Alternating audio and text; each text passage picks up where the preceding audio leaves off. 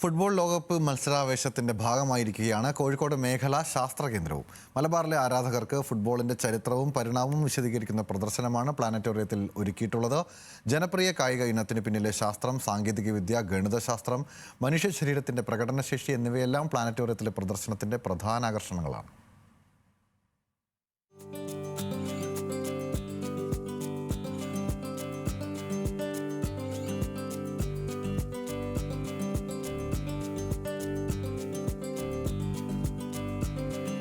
ഫുട്ബോളും ശാസ്ത്രവും തമ്മിലുള്ള ബന്ധം പറയുന്ന പ്രദർശനമാണ് Kozhikode regional science centre and പ്ലാനറ്റോറിയത്തിൽ ഒരുക്കിയിട്ടുള്ളത്.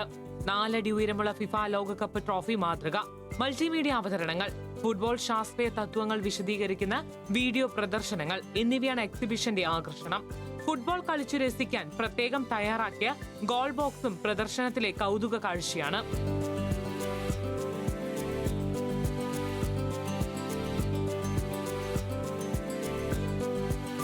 ഫുട്ബോൾ ലോകകപ്പിലെ ചരിത്രവും പരിണാമവും അവതരിപ്പിക്കുന്നതിനൊപ്പം ഈ ജനപ്രിയ കായിക ഇനത്തിന് പിന്നിലെ ശാസ്ത്ര സാങ്കേതിക വിദ്യ, ഗണിതശാസ്ത്രം, മനുഷ്യ ശരീരത്തിന്റെ പ്രകടനശേഷി എന്നിവയും പ്രദർശനത്തിൽ പരിചയപ്പെടുത്തുന്നു. ലോകകപ്പ് സമാപിക്കുന്നതുവരെ പ്ലാനറ്റോറിയത്തിൽ പ്രദർശനം തുടരും. നമ്മൾ വിനോദത്തിനോടൊപ്പം തന്നെ എന്താണ് ഈ ഫുട്ബോളിൻ്റെ ശാസ്ത്രം എന്നുള്ളത് കാണിക്കാൻ വേണ്ടിയിട്ടാണ് പ്രധാനമായിട്ടും ഇതിൽ ഉദ്ദേശിക്കുന്നത്.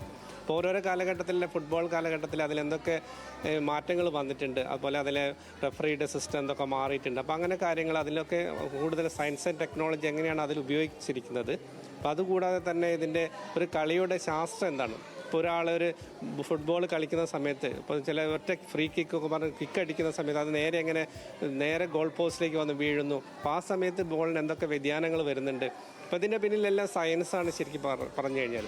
അപ്പോൾ അതെന്താണെന്നുള്ളത് ജനങ്ങളിലേക്ക് ഒന്ന് എത്തിക്കാൻ വേണ്ടി എന്നുള്ളൊരു പ്രധാന ഉദ്ദേശം. കളിക്കാരുടെ പ്രകടന മികവ്, പന്തിന്റെ ചലനാത്മകത, ആധുനിക റഫറിംഗിന്റെ സാങ്കേതിക വിദ്യകൾ എന്നിവ പരിചയപ്പെടുത്തുകയും അവബോധം സൃഷ്ടിക്കുകയും ചെയ്യുന്നുണ്ട് ഈ എക്സിബിഷൻ.